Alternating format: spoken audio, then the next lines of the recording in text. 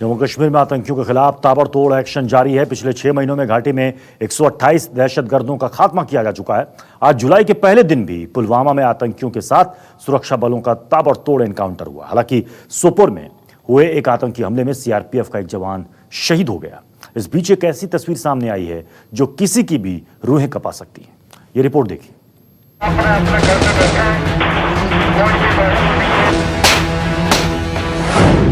घाटी में गोलियों की बौछार, जन्नत में जारी है आतंकियों पर प्रहार। सोपोर में सीआरपीएफ दल पर आतंकी हमला।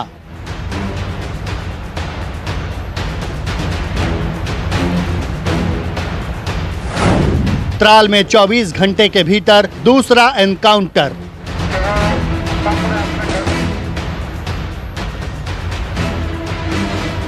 जम्मू कश्मीर में आतंकियों के खात्मे का ऑपरेशन लगातार जारी है। आज भी सुरक्षा बलों और आतंकियों के बीच 2 इलाकों में जबरदस्त एनकाउंटर चला। सबसे पहले बात सोपोर की, जहां आतंकियों ने सुरक्षा बलों पर हमला कर दिया।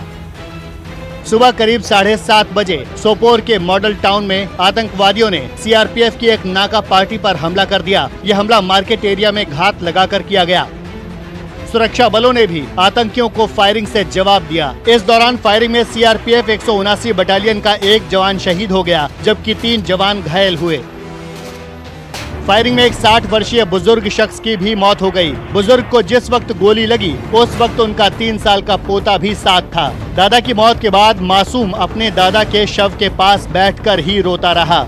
ये तस्वीर हर किसी की रूह कंपा देने के लिए काफी है। जैसे ही जवानों की नजर मासूम बच्चे पर पड़ी, एक जवान ने उस बच्चे को अपनी तरफ बुलाया। बच्चा उठकर उस जवान के पास गया। इसी बीच एक दूसरा जवान आतंकियों की गोली से बचाने के लिए उस बच्चे को हाथ में लेकर उसे सुरक्षित स्थान पर ले जा रहा है। बीच बीच में बच्चा रोने भी लगता है तो जवान उसे समझाते हैं, उससे बात करते हैं। बाद में जवान उस बच्चे को एक गाड़ी में बैठाकर उसकी मां के पास ले गए।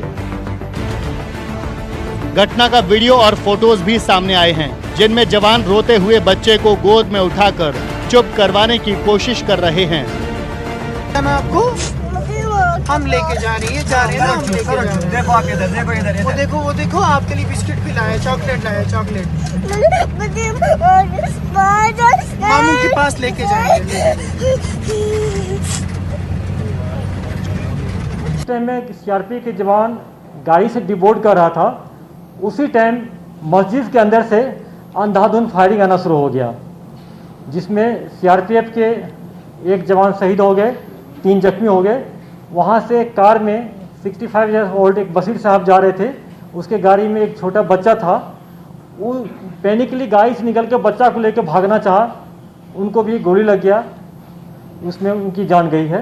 इस हमले के तुरंत बाद यहाँ सीआरपीएफ, पुलिस और सेना ने मिलकर पूरे इलाके को घेर कर तलाशी अभियान चलाया। हमलावर मिलिटेंटों को ढूंढने के लिए लगातार अभी भी कई इलाकों में सर्च ऑपरेशन चल रहा है, लेकिन अभी तक ये हमला अंजाम देने वाले मिलिटेंटों का कोई सुराग नहीं मिल पाया है। और साथ ही साथ इन हमलावरों को अब ढूंढने की कवायद तेज करते हुए कई इलाकों में यहाँ पर फोर्सेस द्वारा छापेमारी भी की जा रही है।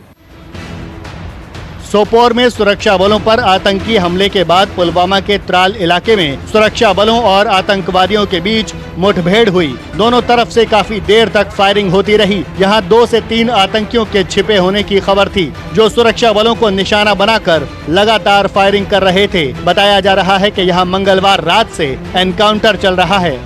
यह दक्षिणी कश्मीर के त्राल इलाके में जम्मू कश्मीर पुलिस को मिली सूचना के आधार पर सुरक्षा बलों ने एक ऑपरेशन शुरू किया, जहां बताया जा रहा है कि 2 से 3 मिलिटेंट छुपे हुए थे। और अभी भी ये ऑपरेशन लगातार यहां पर चलाया जा रहा है। हालांकि कल देर शाम हुई फायरिंग के बाद रात भर इस ऑपरेशन को अंधेरे के चलते सस्पेंड कर दिया गया था, लेकिन सुबह एक बार फिर से यहां पर ऑपरेशन की शुरुआत हो गई है। त्राल में बीते 24 घंटों में दूसरा और 48 घंटों में तीसरा एनकाउंटर है। इससे पहले मंगलवार दिन में बिजबेहरा इलाके में भी एनकाउंटर हुआ था। वहीं अनंतनाग के वघामा इलाके में मंगलवार सुबह सुरक्षा बलों ने सर्च ऑपरेशन के दौरान 2 आतंकियों को मार गिराया था। बता दें कि कश्मीर में आतंकियों के लिए जून का महीना काफी भारी रहा। इस दौरान हुए 17 एनकाउंटर में 52 आतंकियों का सफाया हो चुका है। जून के पहले हफ्ते से शुरू हुआ एक्शन महीने के आखिरी हफ्ते तक जारी रहा। 7 जून को शोपिया में 5 आतंकवादी ढेर हुए थे। इसके बाद 10 जून को शोपिया में ही 5 आतंकी मारे गए। 21 जून को घाटी में 4 आतंकी ढेर किए गए। वहीं 23 जून को पुलवामा में 2 आतंकवादी मार गिराए गए। 26 जून को त्राल में 3 आतंकियों को दोज़ख पहुंचाया गया। वहीं 29 जून को अनंतनाग में 3 आतंकवादी मार गिराए गए।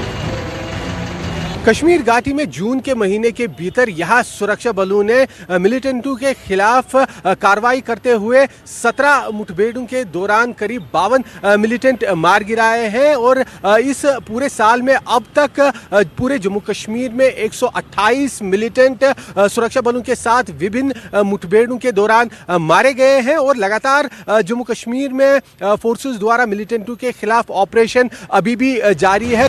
बहरहाल घाटी में आतंकी अब सफाई के कगार पर पहुंच चुके हैं। चुन चुनकर आतंकियों को उनकी आखिरी मंजिल तक पहुंचाया जा रहा है और उम्मीद है कि जल्द ही जम्मू कश्मीर से आतंकवादियों का पूरी तरह से सफाया हो जाएगा। श्रीनगर से आसिफ सुहाफ, न्यूज़ 24। चलिए इसी खबर पर आसिफ सुहाब का हम सीधे रुख कर लेते हैं। आसिफ, पिछले 2-3 महीनों से हम लगातार देख रहे हैं कि आतंकियों के खिलाफ सेना का यह सर्च ऑपरेशन चल रहा है और 128 से ज्यादा दहशतगर्द अब तक मारे जा चुके हैं, लेकिन वो भी ज्यादा एक्टिव हैं अलग अलग इलाकों में, सोपोर में, त्राल में और भी अलग अलग रीजन में, जहां पर वो लगता है कि लोकल्स का सहारा लेकर के वो सेना पर अटैक कर सकते हैं। देखिए, जो जम्मू कश्मीर में मिलिटेंट है, एक्टिव मिलिटेंट, उनकी संख्या हालांकि बदलती रहती है, लेकिन ताजा आंकड़े जो हमें फोर्सेस द्वारा दिए गए हैं या सूत्रों द्वारा जो हमें पता चले हैं, करीब 200 से ज्यादा अभी भी मिलिटेंट जम्मू कश्मीर में एक्टिव है, खासतौर पर कश्मीर घाटी में अधिकतर उसमें से।